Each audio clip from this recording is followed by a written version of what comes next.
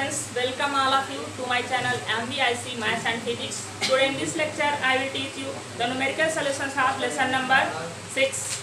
And today your first question is question number 18. पहला question है आपका क्वेश्चन नंबर 18, थोड़ा एक्सेप्शनल है, अपवाद है। इसमें देख लीजिए, एक संचायक सेल आंतरिक प्रतिरोध 1 ओम है को 12.5 वोल्ट के वैद्युत स्रोत से आवेशित किया जा रहा है। एक संचायक सेल है, ये जुड़ा हुआ है मान लीजिए, और इसको चार्ज किया जा रहा है किसी बाह्य स्रोत से। यहाँ पर कोई बाह्य स्रोत जुड़ा हुआ है जिसके बीच वोल्टेज दिया हुआ है 12.5 वोल्ट का यहाँ पर दिया हुआ है, इसका वोल्टेज है।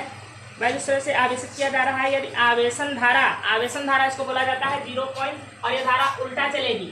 आप जानते हैं सेल से करंट सदा किधर निकलता था, पॉजिटिव से, और नेगेटिव की ओर जाता था ना। लेकिन जब सेल को चार्ज किया जाता है तो इसकी डायरेक्शन अपोजिट हो जाती है, ये माइनस से प्लस की ओर। तो आवेशन धारा दी है 0.5 एम्पियर, और ये जो सेल था इसका आंतरिक प्रतिरोध स्मॉल आर बराबर दिया हुआ है 1 ओम। और क्वेश्चन है सेल का वैद्युत वाहक बल ज्ञात कीजिए। इस सेल का ईएमएफ आपको ज्ञात करना है। ये जो बाह्य स्रोत जोड़ा जाता है ना, ये वोल्टेज होता है V।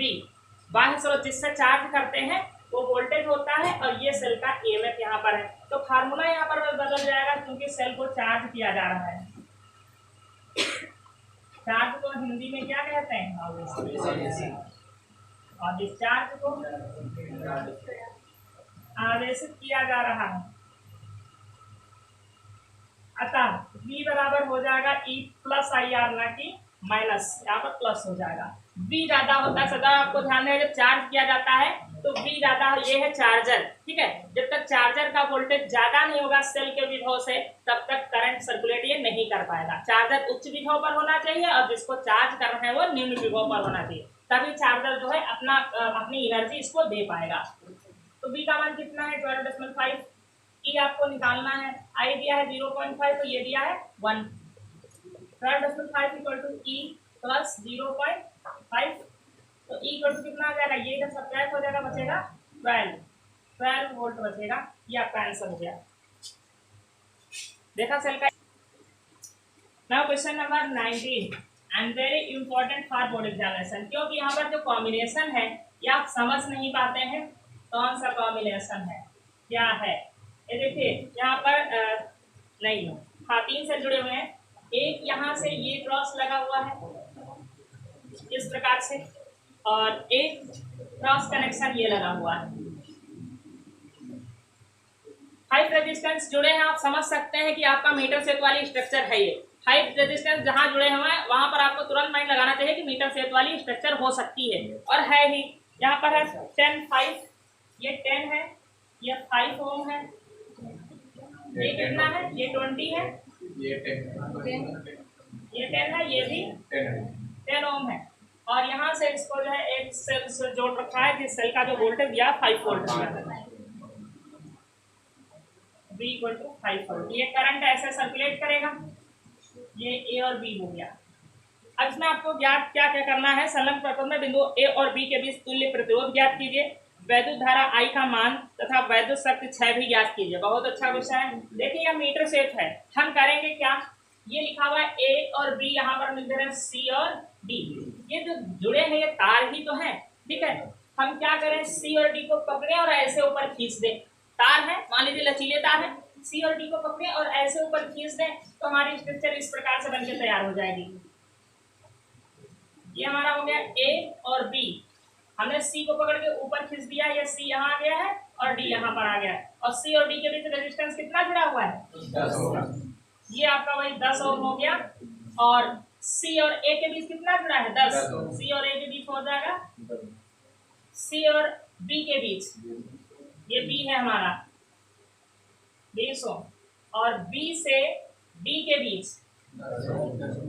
10 ओम, यहाँ से A से D के बीच 5 ओम। तब भाई ये सभी रेजिस्टेंस हमने केवल क्या किया है, इसी सर्किट को थोड़ा सा चेंज कर दिया। वायर है, इन्होंने ऐसे रखा है, हमने क्या किया, तारों को पकड़ के ऐसे खींच दिया। मान लीजिए तार थोड़ा सा इलास्टिक तरीके हैं, बढ़ गए, स्ट्रक्चर ऐसी बनी है ना। तो ये आपका व्हीटस्टोन शेप स्ट्रक्चर है, आप जानते हैं। लेकिन अब आपको पहले जज करना है कि ये संतुलित हुई क्रिस्टल सेट है कि नहीं है। ठीक है, तो संतुलित हुई क्रिस्टल सेट के लिए हम कौन सा रेशियो चेक करते हैं, P upon Q R upon S, चाहे इधर को आप चेक करिए इतने बटे इतने और इतने बटे इतने, क्योंकि 10 upon 5 equal to 20 upon 10, 10 upon 5 20 upon 10, ये आ जाएगा 2 इक्वल टू 2। अतः यह संतुलित व्हीटस्टोन सेट की संरचना है, संतुलित व्हीटस्टोन की अवस्था है। अच्छा, जब संतुलित व्हीटस्टोन की अवस्था होती है तो 10 के बारे में क्या कहते हैं, अतः CD के बीच 10 ओम का प्रतिरोध प्रभावहीन होगा, प्रभावहीन होगा। तो जब ये प्रभावहीन होगा मतलब इसमें करंट, चाहे वो इसमें करंट नहीं प्रवाह होगा, चाहे प्रभावहीन हो जाएगा, तो आपके पास बचे कौन से रेजिस्टेंस के बचे, ये दोनों और ये दोनों, 4 बचे ना। इसको सीरीज कॉम्बिनेशन में निकाल लोगे तो कितना जाएगा 30, इसको सीरीज कॉम्बिनेशन में निकालोगे कितना आ जाएगा 15 आ जाएगा। फिर दोनों को पैरेलल कॉम्बिनेशन में निकालोगे टोटल रेजिस्टेंस आ जाएगा। बट हमने एक टोटल रेजिस्टेंस का डेरिवेशन करा दिया है तो उससे करोगे बहुत आसान हो जाएगा। तो लिख दीजिए अतः तुल्य प्रतिरोध, आप अल्टीमेटली वो भी कर सकते हो जो हमने, इसको हम आर्डर लिखे, जो हमने आपको बताया इसको सीरीज में निकालो, इसको सीरीज में भी पैरेलल कर लो, थोड़ा सा बड़ा काम हो जाएगा। और आपको फार्मूला डेरिवेट करके बताया था कि इनको जोड़ लो, 10 प्लस 20 इंटू नीचे वाले ये दोनों जोड़ लो 5 प्लस 10 और नीचे सबको जोड़ लो 10 20 5 10। ठीक है, तो ये अपने आप जो है एक साथ निकल आ गया। ये हुई प्रोसेस वही हुई है, पहले सीरीज में फिर पैरेलल हमने डेरिवेशन भी कराया था। कितना आएगा ऊपर 30 और इतना होगा 15, 30 और 15 ये हो जाएगा ना। नीचे कितना होगा 20 40 45, 10 ओम का प्रतिरोध आ गया टोटल प्रतिरोध। तो पहला आंसर आपका ये हो गया, पहला दूसरा जो भी दिया था क्या निकाला था, पहले रेजिस्टेंस, उसके बाद अब करंट निकालना है। जब टोटल रेजिस्टेंस पता हो गया है, टोटल वोल्टेज आपको पता है, तो आप इसमें फ्लो होने वाला करंट निकाल सकते हैं। अतः वैद्युत धारा I बराबर क्या होता है V अपॉन R। यहाँ पर देखिए जब सेल का वोल्टेज लोगे तो पूरा प्रतिरोध आपको लेना होगा जितना भी आएगा। तो V कितना है 5 वोल्ट और रेजिस्टेंस कितना आया है 10, ये हो जाएगा 0.5 एम्पियर। दूसरा आंसर हो गया। अब कहा है शक्ति क्षय कितनी होगी, तो शक्ति क्षय के लिए आपको I पता है, V पता है, P बराबर IV लगा दीजिए बस। प्रति सेकंड पूछा है, क्या पूछा है, हाँ वैद्युत शक्ति I का मान तथा वैद्युत शक्ति क्षय भी ज्ञात कीजिए। तो प्रति सेकंड शक्ति क्षय, जब शक्ति क्षय पूछे तो प्रति सेकंड ही निकाल लिया जाता है। प्रति सेकंड शक्ति क्षय P बराबर क्या फार्मूला होता है IV, बहुत से होते हैं, I स्क्वायर R से भी निकल आएगा, सबसे आसान है IV 0.5 और V का मान कितना 5, 2.5 वाट, वाट या कह सकते हो जूल प्रति सेकंड। ये आपका आंसर होगा, नोट कर लीजिए ना। क्वेश्चन नंबर 20, क्वेश्चन नंबर 20 में आपको पहले से ही दे रखा है कि संतुलित हुई स्टोन से तो है, आपको कुछ बनाना है ही नहीं, इसमें बस फिगर में दे रखा है कि संतुलित हुई स्टोन से तो है।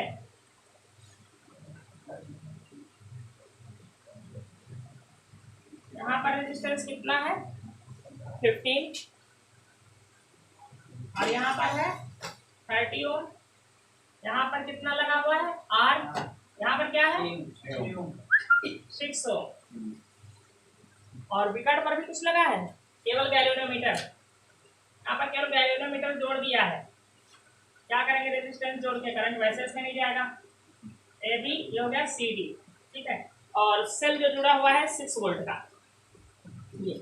इसमें अब देखो उल्टा कंडीशन यूज किया, उसमें क्या था आपको प्रूव करना था कि संतुलित व्हीटस्टोन से तो है, इसमें पहले ही दे रखा है कि यह संतुलित व्हीटस्टोन से तो है। तो जब संतुलित है तो इसका मतलब इसमें करंट नहीं जाएगा। तो इसमें दे रखा है क्योंकि यह एक आपको चेक नहीं करना है, पहले ही क्वेश्चन में दे रखा है इसमें संतुलित व्हीटस्टोन क्षेत्र की संरचना है,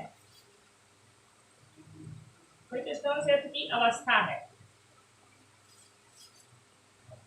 बात समझ पा रहे? पिछले क्वेश्चन में हमको चेक करना था कि है कि नहीं है। अब तो क्वेश्चन में ही जब कह दिया कि संतुलित व्हीटस्टोन क्षेत्र की संरचना है, इसका मतलब इसमें करंट नहीं जाएगा, गैल्वेनोमीटर 0 बताएगा, या हम कहें सी और डी पर विभव बराबर होगा, तीनों एक ही बातें होती हैं।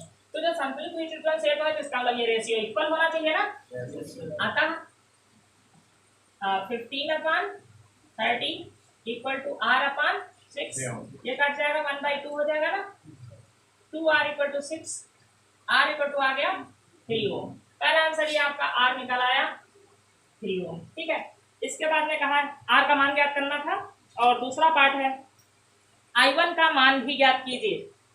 देखो यहाँ पर करंट जो निकला है इसको इन्होंने मान लिया I1 प्लस I2, और ये आगे जाकर डिस्ट्रीब्यूट हो गया, इधर चला गया I1 और इधर चला गया I2। अगर तो I1 I2 मान लिया है, अगर हम यहाँ पर I मान के करें तो क्वेश्चन बहुत ही इजी हो जाएगा।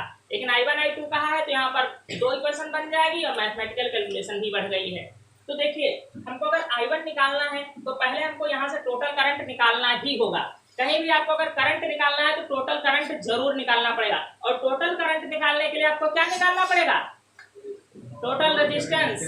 समझ रहे हैं? तो कहीं भी सर्किट में अगर करंट निकालना हो तो समझ लीजिए काम बड़ा है, पहले टोटल रेजिस्टेंस, फिर यहाँ से निकलने वाला करंट, फिर किरचॉफ लॉ लगा करके डिस्ट्रीब्यूशन ऑफ करंट निकालना पड़ेगा। तो पहले तुल्य प्रतिरोध निकालिए, फिर फार्मूले से निकाल सकते हैं। R डैश इक्वल टू क्या होगा? 15 प्लस 3 और 30 plus 6 upon 15 plus 3 plus 30 plus 6 कितना आएगा? 18, और यहाँ पर हो जाएगा 36, नहीं हाँ 36 हो जाएगा। नीचे कितना आ जाएगा? 30 हो जाएगा, और ये कितना हो गया? 35, 45, 48, 48 से 54 हो जाएगा ना, 18 से 54 हो जाएगा, 12 आ जाएगा ना, 12 ओम। ये टोटल रेजिस्टेंस निकला। अब टोटल करंट चाहे यहाँ पर आई मान के करो तो आसान हो जाएगा, और अगर देखिए हम आई मान करके आपको बता रहे हैं, हम यहाँ पर आई निकाल लिए। अगर यहाँ से आई करंट निकल रहा है तो यहाँ पर आएगा, अगर इधर आ रहा है I1 या इधर I1 आ रहा है तो इधर क्या बचेगा? I minus I1। ऐसा कर देने से क्वेश्चन आसान हो जाता है, लेकिन जब क्वेश्चन में अगर लिखकर आ जाए एग्जाम में I1 प्लस I2 तो हम ये कर नहीं सकते था, हम ऐसे ही बताएं इसको उनको। अगर एग्जाम में लिखकर आ गया I1 I2 तो आपको उसी के अकॉर्डिंग सॉल्व करना पड़ेगा, चाहे जितना बड़ा हो जाए। तो ये जो करंट निकलेगा इसको पहले हम निकाल लें। अतः कुल वैद्युत धारा I1 प्लस I2 बराबर V/R। R कौन सा? टोटल। V कौन सा? 6 वोल्ट अपॉन 12 कितना हो जाएगा? 1/2 अर्थात 0.5 एम्पियर। तो I1 प्लस I2 का मान है 0.5 एम्पियर। अब आपको यहाँ पर किरचॉफ लॉ लगा करके निकालना है। एक समीकरण आपकी बन गई है I1 plus I2 equal to 0. समीकरण 1 बन गई। अभी एक समीकरण और बनेगी, हम बंद पास ACBD इसमें पूरा क्या लगाएंगे? किरचॉफ लॉ लगाएंगे। और बंद पास ABCDA में किरचॉफ के नियमानुसार, किरचॉफ के नियमानुसार, ठीक है। अब किरचॉफ लॉ क्या होता है कि रेजिस्टेंस, उसमें प्रवाहित होने वाली धारा और उसमें लगे हुए सेलों का बीजगणितीय योग, जो भी फार्मूला हम पीछे बता करके आए हैं, क्या ऊपर को कुछ निकाल सकते हैं? नहीं। लेकिन यहाँ पर कहा है बंद पास ABCD में किरचॉफ के नियमानुसार। तो किरचॉफ का द्वितीय नियम जो होता है वो क्या होता है? जैसे हम यहाँ से शुरू करें, चलिए हम ये राउंड ले रहे हैं इधर की ओर, यहाँ से शुरू किया, देखिए करंट और यहाँ का रेजिस्टेंस I1 और रेजिस्टेंस, और आगे देखो करंट की डायरेक्शन में ही चल रहा है अभी, तो ये वाला रेजिस्टेंस और यहाँ भी करंट कितना होगा? I1 और 3 ओम। देखिए यही करंट तो यहाँ आएगा, क्योंकि यहाँ पर ये क्या है? डिस्कनेक्ट है मान लीजिए। अब यहाँ से जैसे हम यहाँ आए तो देखो करंट आगे से अपोजिट डायरेक्शन में मिल रहा है। I2 इधर से आ रहा, हम ऐसे चल रहे थे तो यहाँ पर करंट अपोजिट डायरेक्शन में आ गया, तो यहाँ का करंट और रेजिस्टेंस माइनस का ये हो जाएगा। करंट I2 और रेजिस्टेंस कितना? 6। अब यहाँ पर जब आएंगे अभी यहाँ तक पहुंचेंगे तो फिर से ये भी करंट अपोजिट डायरेक्शन में मिल रहा है तो माइनस हो जाएगा 30 और I2। क्या समझ पाए किरचॉफ लॉ कैसे लगाते हैं?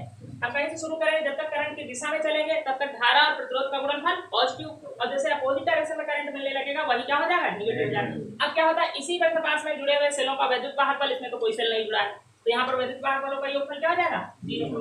15I1 और 3I1 कितना हो गया, 18I1, और ये कितना हो गया इक्वल टू 0। ये 18 कॉमन लेकर के काट दो, चाहे लिख दो 18I1 बराबर हो जाएगा 36I2, 18 से कट जाएगा, आ गया I1 इक्वल टू 2I2। ए हो गई क्वेश्चन नंबर 2। अब आपको I1 निकालना है, ठीक है, तो चाहे आप यहाँ से I2 का मान निकाल करके यहाँ रख दीजिए और चाहे I2 का मान निकाल करके यहाँ रख दीजिए। हम यहाँ से I2 का मान निकाल के यहाँ रख दे रहे हैं। इसको अगर आप फ्रिक्शन में लिख ले 1/2 तो ज्यादा आसानी से आप हल कर पाएंगे। 1/2 ही तो आ रहा है यहाँ पर, तो हम यहाँ से अगर I2 बराबर निकाले तो कितना निकलेगा, 1/2 माइनस I1, और यहाँ पर रख दें 1/2 माइनस, एक मिनट, I1 बराबर 2 और I2 की जगह हम क्या लिख दें 1/2 माइनस I1। क्या बात समझ पाए? यहाँ पर लिख दे समीकरण 1 से मैंने क्या किया, I2 का मान निकाल के यहाँ पर रख दिया है, ठीक, तो आ गया I1 इक्वल टू, इसको यहाँ मल्टीप्लाई करेंगे 1 हो जाएगा, इसको यहाँ मल्टीप्लाई करोगे 2I1 हो जाएगा, इधर आकर के 3I1 हो जाएगा, तो I1 बराबर क्या निकलेगा 1/3। I2 निकालना हो तो I1 का मान आप यहाँ पर कहीं पर रख दीजिए, I2 निकाल आएगा। इस प्रकार से किरचॉफ लॉ अप्लाई करके दोनों चीजें निकाल आए, करंट निकल आया I1 और रेजिस्टेंस निकालना था वो भी 12 ओम निकल चुका था। Very important for board examination, बहुत ज्यादा पूछा गया है। सन तो केवल 2011 यहाँ पर लिखा हुआ है, लेकिन ये बहुत बार आ चुका है एग्जाम में, ठीक है, और बहुत कुछ समझेंगे। अगर इस क्वेश्चन को आप समझ जाते हैं तो समझ लीजिए इस लेसन में जितने भी न्यूमेरिकल हैं उससे रिलेटेड सब कुछ इसमें आपको सीखने को मिलेगा। देखिए क्वेश्चन आपका जो बना हुआ है फिगर, ये है, बहुत ही सजा करके इसको बनाया है इन्होंने, और सजाने का कोई मतलब नहीं है, ये है हुई स्टोन से ही। यहाँ पर रेजिस्टेंस लगा रखा है, यहाँ पे रेजिस्टेंस है, ये रेजिस्टेंस है, ये रेजिस्टेंस है, एक यहाँ पर भी कुछ लगा रखा है, यहाँ पर भी एक रेजिस्टेंस लगा हुआ है, ठीक, और यहाँ से इसके एक सेल जोड़ दिया है ऐसे, और एक लगा दिया यहाँ पर 15 ओम का और रेजिस्टेंस लगा दिया है। 5 वोल्ट की बैटरी से जोड़ करके यहाँ पर एक रेजिस्टेंस लगा दिया है 50 ओम का। तो सबसे पहले ये देखिए कि ये है तो वायर ही, ठीक है, अगर हम इस वायर को खींचकर थोड़ा सा नीचे ले आए तो ये व्हीटस्टोन ब्रिज की स्ट्रक्चर बन जाए कि नहीं बन जाए, ये इस प्रकार से है। देखो एक ओम ने यहीं रखे रहने दिया, सी और डी यहीं पर, ये बी को थोड़ा सा खींच के नीचे ले आए ऐसे, तो बी यहाँ पर आ जाएगा ना, ये हो जाएगी स्ट्रक्चर। और उसके बाद यहाँ से बैटरी जुड़ी हुई है, चाहे छोटे छोटे तार थे इनके पास, बड़े नहीं थे तो इन्होंने यहाँ जोड़ दिया, हमारे पास बड़े वायर हैं हम यहाँ पर जोड़ देंगे, बड़े से वायर लगा देंगे, इनके पास वायर की कमी थी वहीं पर जोड़ दिया सेल को, हम यहाँ पर जोड़ देंगे, ठीक, वही स्ट्रक्चर बनी है ना। यहाँ पर रेजिस्टेंस आपका लगा हुआ है 5 ओम, बोलिए फटाफट, यहाँ पर कितने ओम है, 10 ओम है, यहाँ पर x ओम है ना, x you have to find, और यहाँ पर है 4 ओम, और यहाँ पर भी एक रेजिस्टेंस लगा रखा है 10 ओम का लगा रखा है। बस ये पूरी स्ट्रक्चर बन गई है आपकी। अब इसमें आपको निकालना क्या क्या है देख लीजिए। यदि संलग्न परिपथ में बिंदु ए और बी बिंदुओं पर विभव बराबर है, आपको कह दिया ए और बी पर विभव बराबर है, संतुलित हुई ट्रांजिस्टर सेट की मैंने तीन कंडीशन बताई थी, एक कि यहाँ पर विभव बराबर हो, ठीक है, दूसरी कंडीशन क्या कहा था, इनका रेशियो बराबर हो। तो रेशियो आप कैसे चेक कर पाएंगे जब यहाँ x लिखा हुआ नहीं चेक कर पाएंगे ना, इसलिए पहले ही कह दिया है ए और बी पर क्या है, विभव बराबर है। तो विभव जब बराबर कह दिया इसका मतलब इसमें धारा का प्रवाह नहीं होगा। धारा का प्रवाह तभी होता है जब विभव में कुछ अंतर होता है, विभवांतर होता है। तो धारा का प्रवाह नहीं हो रहा, इसका मतलब ये वाला प्रतिरोध 10 वाला है, ये क्या हो गया, प्रभावहीन हो गया। अब ये फिगर हम मिटा दे रहे हैं, आपको इसी से टोटल समझना है, इसी से टोटल समझना है आपको। क्वेश्चन नंबर कितना है ये, 23, ठीक है। चूंकि VA बराबर VB हम लोग सब 60 में लिखते हैं, समझ सकते हैं। VA equal to VB means A पर विभव और बी पर विभव बराबर है, ठीक है। अतः यह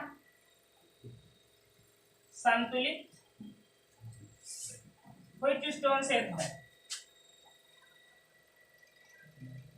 संतुलित व्हीटस्टोन सेट की अवस्था है। हम ये आवश्यक नहीं है कि जो क्वेश्चन पहले पूछा गया उसका आंसर पहले निकालें, हम अपने क्रम से इसको सॉल्व करेंगे, जिसके बाद जो हम आसानी से निकाल सकते हैं और आंसर अपने आप आते चले जाएंगे। तो जब यह संतुलित व्हीटस्टोन सेट की संरचना है तो हम रेशियो लगा सकते हैं ना, 5/4 10/x लगा सकते हैं ना।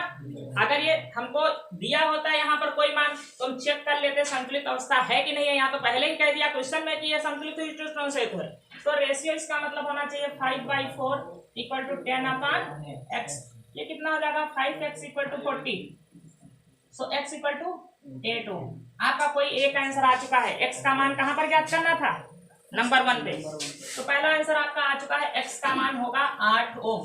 अब हम इसका यूज करेंगे जहां पर हमको आवश्यकता पड़ेगी। x का मान कितना आ गया 8 ओम, पहला आंसर हो गया। इसके बाद कहा है कि 5 ओम के प्रतिरोध में धारा।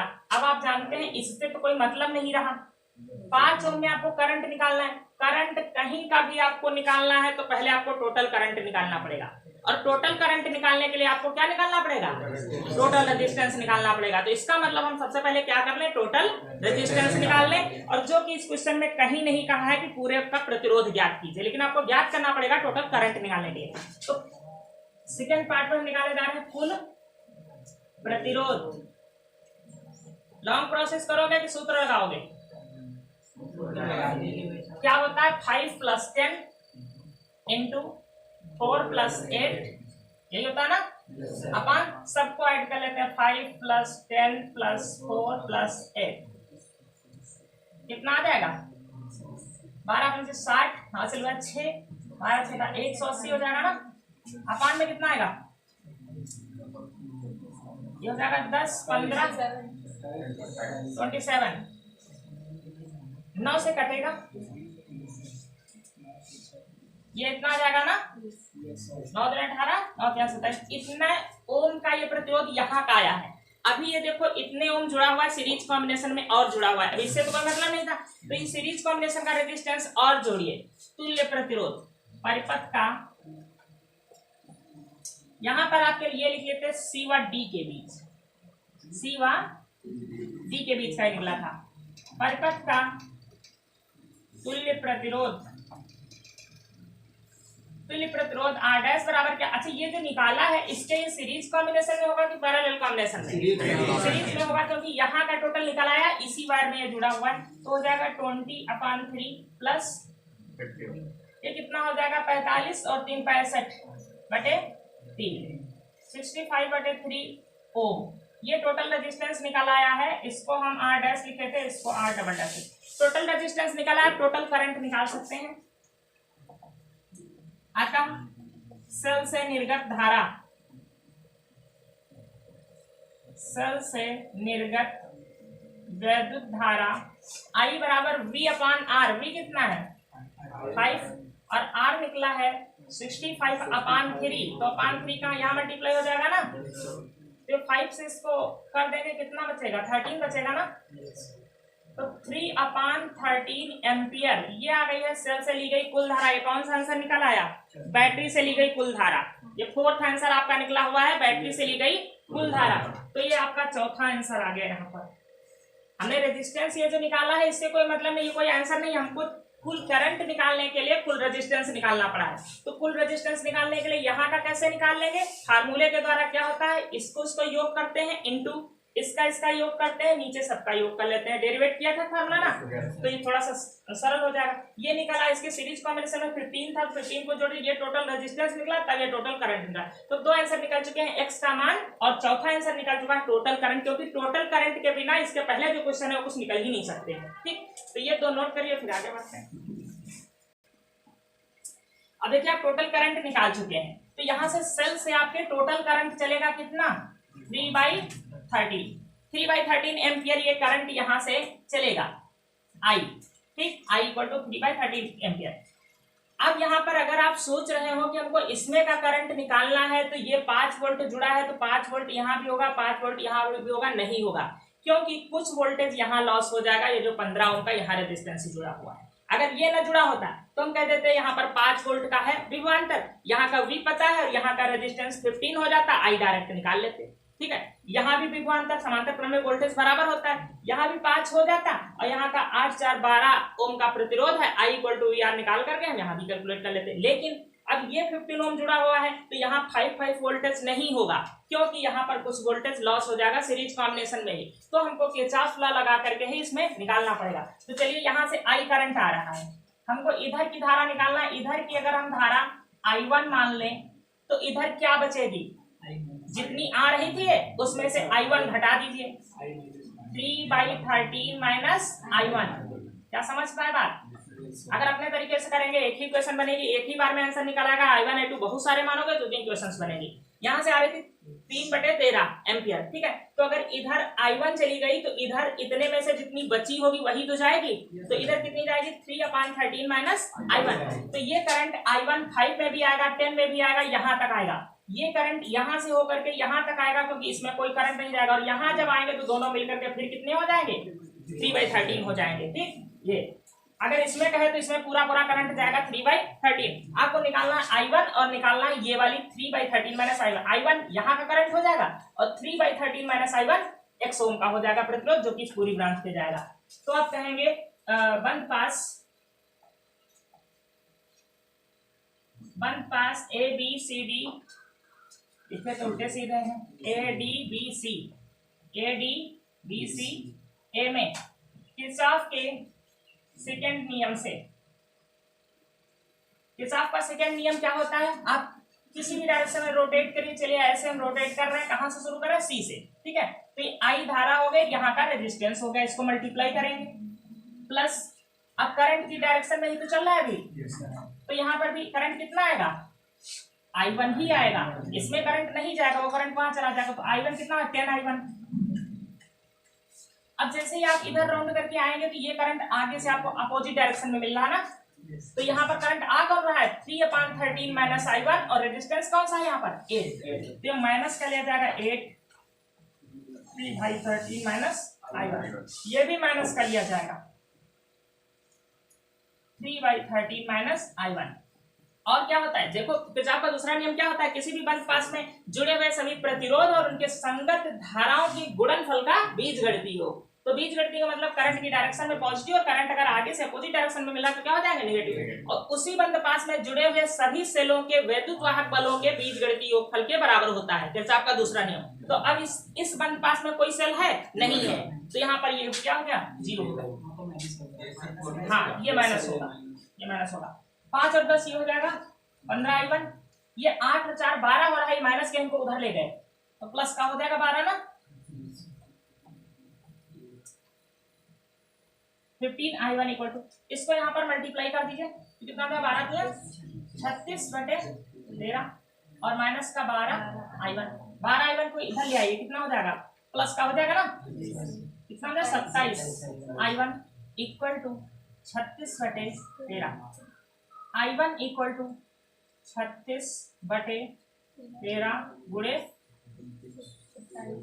27, ये कितने से कैंसिल हो जाएगा, 9 चौक 36, 9 तिया 27, और कुछ कटेगा नहीं, 39। ये करंट किसमें जा रहा है, I1 किसमें जा रहा है, 5 ओम में। तो 5 ओम की धारा पूछा था, सेकंड क्वेश्चन आंसर ये आपका आया है, सेकंड वाला, सेकंड में पूछा था 5 ओम में धारा, तो यहाँ पर लिख देंगे 5 ओम में वैद्युत धारा, I1 बराबर कितनी जाएगी, 4/39। अच्छा, अब इधर की पूछे तो I1 निकल चुका है, 3/13 में से I1 घटा दीजिए तो इधर की निकल आएगी x ओम की धारा, x ओम में वैद्युत धारा बराबर कितनी हो जाएगी, 3/13 माइनस I1, और I1 का मान क्या निकला है, यही आगे हम सॉल्व किए दे रहे हैं, एलसीएम हो जाएगा 39, 13 से इसको भाग करोगे कितना होगा, 13 9 माइनस 4, ये आ जाएगा 5/39। ये आपका कौन सा आंसर हो गया, ये आपका आंसर हो गया ये तीसरा वाला x ओम में धारा। तो ये आपका आंसर निकला था दूसरा और ये हो गया तीसरा। ये सभी आंसर निकले। अब लास्ट ये मिटा दें, इसका हमको जरूरत नहीं है। नोट कर चुके आप लोग टोटल करंट। अब हमको निकाला कुल शक्ति क्षय। तो कुल शक्ति क्षय बराबर आप कोई फार्मूला लगा सकते हैं, P बराबर आई भी लगा सकते हैं, P बराबर आई स्क्वायर आर लगा सकते हैं। शक्ति क्षय जब निकालना हो 1 सेकंड में ही निकालना है, T नहीं रखना है वहां पर। ये कौन सा आंसर था लास्ट 5 नंबर, बैटरी द्वारा दी गई शक्ति 5 नंबर। बैटरी द्वारा जुड़ा है सेल, बोल रहे हैं बैटरी, सेल ही तो जुड़ा है, देखिए चित्र में, सेल द्वारा दी गई शक्ति P बराबर आई पता है, V पता, लगा दीजिए। आई कितना आया था टोटल करंट, टोटल करंट 13 आप कह सकते हैं कि 3/13। देखो हमको याद रहता, तुम सब भुला रहे हो। कितना हो जाएगा 15/13 और P शक्ति, शक्ति का मात्रा क्या होता है वाट, 15/13 वाट शक्ति ली जाएगी। ये लास्ट आंसर आ गया, देख लीजिए एक मिनट में। क्वेश्चन नंबर 24 में देखिए ये एक ट्रायंगल बना हुआ है और यहाँ पर 3 रेजिस्टेंस लगे हुए हैं और सभी है 3 ओम। बहुत ही इजी है, आपको देखने के लिए। देखो यहाँ से एक सेल को जोड़ दिया, 30 ओम है। अच्छा सभी 30, चलिए एक 0 यहाँ पर बढ़ा दीजिए, सभी 30 ओम के। यहाँ पे देखो A और B C हम कुछ भी ले लें, इन्होंने कुछ भी लिया कुछ नहीं लिया है, ABC हम ले ले रहे हैं। यहाँ पर एक सेल जोड़ दिया है 2 वोल्ट का सेल। अब देखो आपको समझना है इसको कि किस कॉम्बिनेशन में आपको करंट केवल I निकालना है कि यहाँ से कितना करंट I इमिट होगा। तो करंट I बराबर V/R लगाना है, टोटल रेजिस्टेंस चाहिए। अच्छा ये बताइए ये दोनों किस क्रम में है, ये सीरीज कॉम्बिनेशन में। यहाँ से तार को मोड़ दिया है तो ये एक ही वायर ना, तो ये हो गए सीरीज कॉम्बिनेशन में। इनका रेजिस्टेंस कितना हो जाएगा, इनको आप लिख लोगे R1, एग्जाम में कैसे करोगे R2 R3, इनका 60 हो जाएगा। R' बराबर R1 प्लस R2, R' बराबर हो गया 30 प्लस 30 बराबर 60 ओम आ गया। अब ये 60 ओम जो होगा 30 के किस कॉम्बिनेशन में हो जाएगा, पैरेलल कॉम्बिनेशन में। ये अलग कनेक्शन है, ये अलग कनेक्शन है। R' व R3 समांतर क्रम में है, समांतर क्रम में है। तो समांतर क्रम में 1/R डबल डैश बराबर क्या होगा, ये सब समझ पा रहे हैं ना। ऐसे में कितना हो जाएगा 60, R डबल डैश कितना हो जाएगा 20 ओम। निकाला है टोटल रेजिस्टेंस। अब आपको निकालना है I बराबर V/R।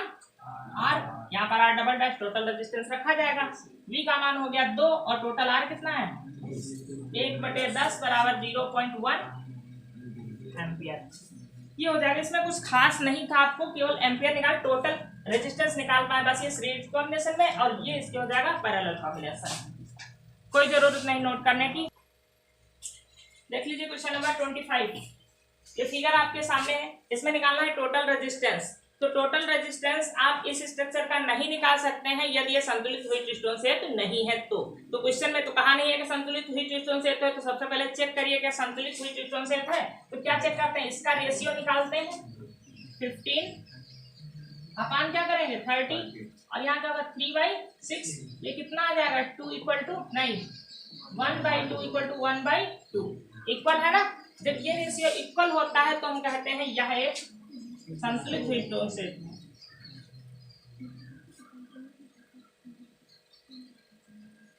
यह एक संतुलित हीट स्टोन सेट की अवस्था है। अगर संतुलित हीट स्टोन सेट की अवस्था है तो इसमें करंट नहीं जाएगा, अर्थात ये रेजिस्टेंस है ही नहीं। ठीक है, तो अब टोटल रेजिस्टेंस आप निकाल लीजिए। अतः परिपथ का तुल्य प्रतिरोध, R' बराबर टोटल रेजिस्टेंस चाहिए क्या, इनको सीरीज में निकालिए पहले। ये 18 हो जाएगा और ये कितना हो जाएगा 36 हो जाएगा। फिर दोनों को पैरेलल कॉम्बिनेशन में निकालिए, टोटल रेजिस्टेंस निकलेगा ना। तो फार्मूला आपको क्या बताते हैं, डायरेक्ट निकालेगा। इनको जोड़ लीजिए, इनको जोड़ लीजिए, अपान में सबको जोड़ लीजिए। 15 + 3 + 30 + 6 18 इंटू 36 नीचे टोटल कितना हो जाएगा 54, 18 या 54, इनको 3 से काट दे 12 ओम आ जाए, 12 ओम टोटल रेजिस्टेंस आ गया। पहला आंसर आपका हो गया 12 ओम। ठीक है, इसके बाद I1 I2 निकालना है। हमने कहा था करंट कहीं का निकालना हो टोटल करंट निकालना ही पड़ेगा, तो टोटल करंट निकाल लेंगे आप। सेल से निर्गत कुल वैद्युत धारा I बराबर V अपान R की जगह टोटल रेजिस्टेंस लेना होगा आपको। ठीक, 12, तो ये आ जाएगा 1/2 अर्थात 0.5 एम्पियर। ठीक, अब ये तो हमको निकाला नहीं था, ये तो एक्स्ट्रा वर्क हो गया, तो करना ही पड़ेगा, ऐसे कहीं का करंट नहीं निकलेगा। तो आपका 1/2 एम्पियर निकाल आया है, तो यहाँ से कितना आ रहा है करंट 1/2 एम्पियर या 0.5।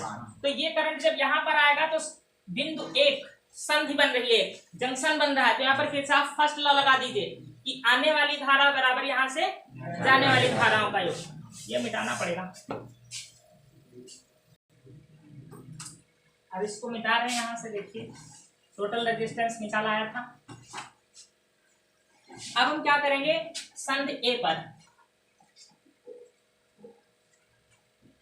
किरचॉफ के फर्स्ट नियम से, पहला नियम क्या होता है, संधि पर जाने वाली धाराओं का योगफल बराबर संधि पर, ये हो जाएगा ना। यहाँ से ये आ रहा है कितना करंट 1/2 अर्थात 0.5 और जा रही I1 प्लस I2 की हो गया। अब इस बंद पास में किरचॉफ का दूसरा नियम लगा देंगे। A B C D A में बंद पास इसको बोलते हैं, बंद पास A B C D A में किरचॉफ के द्वितीय नियम से, तो क्या हो जाएगा, यहाँ का करंट, यहाँ की धारा, यहाँ का करंट हो जाएगा और यहाँ की हो जाएगी धारा, चाहे इक्वल टू कर दो चाहे इनको माइनस में कर दो। यहाँ का करंट, यहाँ की धारा, यहाँ का करंट और यहाँ की धारा हो जाएगी। सेल इसमें एक भी जुड़ा नहीं है, ये बात अभी पहले भी समझा चुके हैं। इधर से आएंगे सब पॉजिटिव डायरेक्शन में और ये देखो करंट अपोजिट डायरेक्शन में मिलेगा। जैसे यहाँ पर आने लगेंगे तो अपोजिट डायरेक्शन में करंट मिलेगा, तो आप क्या करेंगे, उनको माइनस करेंगे। फिर इसमें सेल कोई जुड़ा नहीं है तो ये हो जाएगा, ये कितना हो जाएगा 18I1 इक्वल टू 36 I2। यहाँ से इसको काट देंगे तो होगा I1 equal to 2I2। Equation number 2, I1 का मान यहाँ रख दीजिए, I2 निकल आएगा। I1 का मान यहाँ पर हम रखे दे रहे हैं क्या 2I2 plus I2 equal to 0.5 लिखो, चाहे इसको 1/2 लिखो तो कैलकुलेशन ज्यादा आसान दिखेगी आपको। तो ये कितना हो गया 3I2 1/2, तो I2 बराबर ये 3 यहाँ बटे में आएगा 1/6 एम्पियर। यहाँ की कितनी आ गई 1/6 एम्पियर। अब I1 निकालना है, तो ये जो I2 का मान आया है ये कहाँ रख दें, समीकरण 2 में रख दें। तो I1 बराबर आ जाएगा 2 ऑलरेडी लिखा, I2 का मान 1/6 है, बराबर हो जाएगा 1/3 एम्पियर।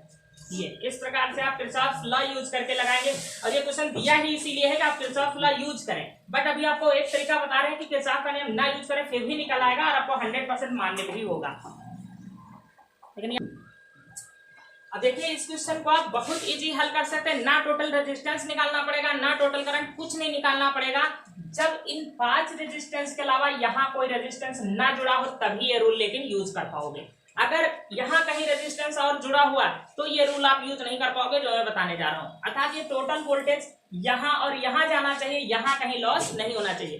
तो एक रूल होता है कि जो विभव है समांतर क्रम में इक्वल रहता है। तो अगर 6 वोल्ट से जुड़ा है इसका मतलब इस ब्रांच पर भी 6 वोल्ट का वोल्टेज अप्लाई होगा और इस वाली ब्रांच पर भी 6 वोल्ट का वोल्टेज अप्लाई होगा। तो अगर हमको I1 निकालना है, I1 इक्वल टू, तो यहाँ का I बराबर क्या होता है V/R, तो यहाँ का वोल्टेज कितना हो गया 5 और यहाँ का रेजिस्टेंस टोटल, यहाँ का रेजिस्टेंस ये कितना हो जाएगा, सीरीज कॉम्बिनेशन में है 18 हो जाएगा ना। तो I1 बराबर कितना आएगा यहाँ से 6 है, हाँ 6 है, यहाँ पर 6 है, तो I1 बराबर आ गया 1/3 एम्पियर आ गया एक लाइन में ना। लेकिन ये कब यूज कर सकते हैं, जब आपको यहाँ कहीं रेजिस्टेंस ना हो। यहाँ रेजिस्टेंस अगर हुआ तो वही रूल जो बता के वही यूज करेंगे। अच्छा नीचे का I2 निकालना है, तो यहाँ भी I2 निकालना है, तो यहाँ का वोल्टेज कितना है 6, क्योंकि समांतर क्रम में है दोनों और वोल्टेज सेम अप्लाई होगा। अपन यहाँ का रेजिस्टेंस कितना है 1/6 एम्पियर। ना तो रेजिस्टेंस टोटल निकालना है, ना तो आपको करंट निकालना है, कुछ भी नहीं, हो गया, निकल आया आंसर इतने में ही। लेकिन ये तभी अप्लाई कर पाओगे जब यहाँ कहीं रेजिस्टेंस नहीं किया, यही पास रेजिस्टेंस हो। तो आप नोट कर सकते हो, ये तो 2 लाइन का था, कुछ नहीं करना। लेकिन क्वेश्चन नंबर 26 में आपको कहा है गैल्वेनोमीटर में विक्षेप नहीं हो रहा है। जब इसमें विक्षेप नहीं हो रहा है तो इसका मतलब ए और डी में करंट का प्रवाह नहीं हो रहा है। केवल इसमें विक्षेप तभी होता है जब करंट का प्रवाह होता है, क्योंकि गैल्वेनोमीटर में विक्षेप नहीं हो रहा है, विक्षेप नहीं हो रहा है। अतः क्या होगा, अतः बीडी में वैद्युत धारा का प्रवाह नहीं होगा। ठीक, जब यहाँ करंट का प्रवाह नहीं होगा तो क्या होगा, संतुलित व्हीटस्टोन सेट होगा। अतः यह संतुलित व्हीटस्टोन सेट की संरचना है। और जब संतुलित व्हीटस्टोन सेट की संरचना है तो क्या हो जाएगा, 15/30 और R/6 हो जाएगा। ये कैंसिल हो जाएगा, 1/2 आ जाएगा। तो R इक्वल टू हो जाएगा 6 एंड R इक्वल टू हो जाएगा 3 ओम। टोटल प्रतिरोध निकालना था ना, हाँ निकालना था। तो टोटल रेजिस्टेंस निकल आया है। अब आपको ज्ञात करना है इसमें प्रवाहित धारा का मान। R में प्रवाहित धारा का मान अर्थात आपको क्या निकालना है, I1। ठीक है, तो अब यहाँ पर भी आप वही कर सकते हो। अगर आपको I1 निकालना है तो यहाँ कहीं रेजिस्टेंस नहीं है ना, तो 6 वोल्ट इस पर भी अप्लाई है, 6 वोल्ट AB पर भी अप्लाई होगा। R में प्रवाहित वैद्युत धारा I1 इक्वल टू V/R होता है, तो वोल्टेज 6 वोल्ट यहाँ भी अप्लाई कर दीजिए, ठीक, पूरे पर। और यहाँ का रेजिस्टेंस कितना हो जाएगा, 15, और R का मान कितना है, 3, 18। आप ऐसे लिख लीजिएगा जिससे आपको पता चले क्या किया है आपने। 6/18 कितना हो जाएगा, 1/3 एम्पियर। ये आपका आंसर। देखिए क्वेश्चन नंबर 28। क्वेश्चन नंबर 28 आप 27 है ये इस बुक का। 27 नंबर है। आपको 2 वायर दिए, एक ही पदार्थ के बने हुए हैं। एक ही पदार्थ के क्यों बोला, जिससे रो कांस्टेंट हो जाएगा, दोनों का सेम होगा। रो क्या होता है, विशिष्ट प्रतिरोध। तो विशिष्ट प्रतिरोध इसका भी रो है और इसका भी रो है। अब आपको ये L1 और R1 सब कुछ दे रखा है, तो दोनों के हम रेजिस्टेंस निकाल सकते हैं। अगर हमको R1 निकालना है तो R1 बराबर होता है रो L1/A1। फार्मूला होता है R equal to row L/A होता है। तो यहाँ पर क्या हो जाएगा, A1 हो जाएगा। और A1 की जगह क्षेत्रफल है किसका, इस तार के अनुप्रस्थ काट का क्षेत्रफल। तो यहाँ पर हम लिख सकते हैं πr²। तो क्या लिखेंगे, R1 लिखेंगे। देखिए व्यास का अनुपात दिया था, व्यास है 2:3 में। तो हम व्यास का जो अनुपात होता है वही त्रिज्याओं का भी अनुपात होता है। त्रिज्याओं का अनुपात भी 2:3 ले लिए हैं। और ये लंबाई है, L1 अगर 8 है तो L2 2L है। अब बात नहीं करें, ऐसे अगर R2 निकाले तो क्या हो जाएगा, रो L2/πr² हो जाएगा। दोनों को डिवाइड कर दे रहे हैं यहीं पर, हम अलग अलग नहीं। चलो यहाँ अलग कर दें, R1/R2।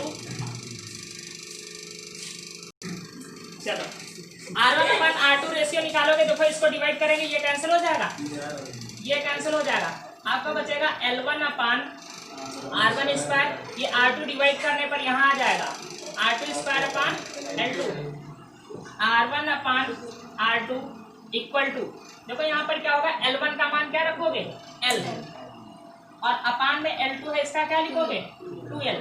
और यहाँ पर R2 है, R2 का मान क्या है, 3R, तो 3R का स्क्वायर होगा। और यहाँ पर R1 का मान 2R है, तो 2R का स्क्वायर होगा। R1/R2 इनके रेजिस्टेंस का रेशियो निकल रहा है। ये L से L कटेगा, 1/2 बचा। R² से R² कैंसिल हो जाएगा, यहाँ पर आएगा 9/4। समझ पा रहे हैं, R² भी कैंसिल हो जाएगी, तो ये आ जाएगा 9/8। R1/R2 equal to 9/8। इसकी जरूरत हमको थी, ठीक है। अब हमको निकाला यहाँ पर विभव कितना होगा। तो पहले हम करंट निकाले, माना कि यहाँ से टोटल करंट आई जा रहा है, माना यहाँ पर कुछ निकलेगा नहीं, सब काल्पनिक ही है। माना सेल से निर्गत वैद्युत धारा आई है। तो आप जानते हैं सीरीज कॉम्बिनेशन में करंट सब में बराबर जाता है ना, तो करंट इसमें भी कितना जाएगा, आई जाएगा, और इसमें भी आई जाएगा। तो अगर हमको यहाँ का निकालना है करंट, यहाँ का निकालना है विभवांतर, तो यहाँ का करंट यूज करेंगे और यहीं का रेजिस्टेंस यूज करेंगे। देखिए I इक्वल टू I1 हमने क्यों माना, I नहीं मान लीजिए, V1 इक्वल टू V बराबर IR होता है, I और R1। क्या बात समझ पाए? यहाँ का विभव निकालना है तो यहाँ की धारा और यहाँ का प्रतिरोध, तो V1 बराबर I R1, ठीक। और दूसरे के लिए हो जाएगा V2 equal to I R2 हो जाएगा। ये बात समझ पा रहे हैं? हमको V1 और V2 का रेशियो निकालना है कि मान निकालने हैं। देखो जरा, सिरों के बीच विमांतरों का अनुपात निकालना है, तो अब दोनों को हम डिवाइड कर देंगे V1 अपान V2 को। ये बात समझ पाए हैं? ये पहले से यहाँ का विभवांतर, ये यहाँ का, दोनों को डिवाइड कर देंगे V1 upon V2 equal to I R1 upon I R2। I से I कैंसिल हो जाएगा, V1 अपान V2 बराबर आ गया R1 अपान R2, और R1 अपान R2 का मान क्या है, तो ये आ गया विभवांतर में अनुपात V1 अनुपात V2 हो जाएगा 9 अनुपात 8। अब आप क्या करोगे, टोटल रेजिस्टेंस निकालोगे। कहोगे टोटल रेजिस्टेंस कैसे निकलेगा, वो नहीं निकल पाएगा। फिर आई निकालना चाहोगे, वो भी नहीं निकलेगा। आपको आई मान लेना है और डायरेक्ट यहाँ से रेशियो निकाल लेना है। बहुत इंपॉर्टेंट क्वेश्चन है।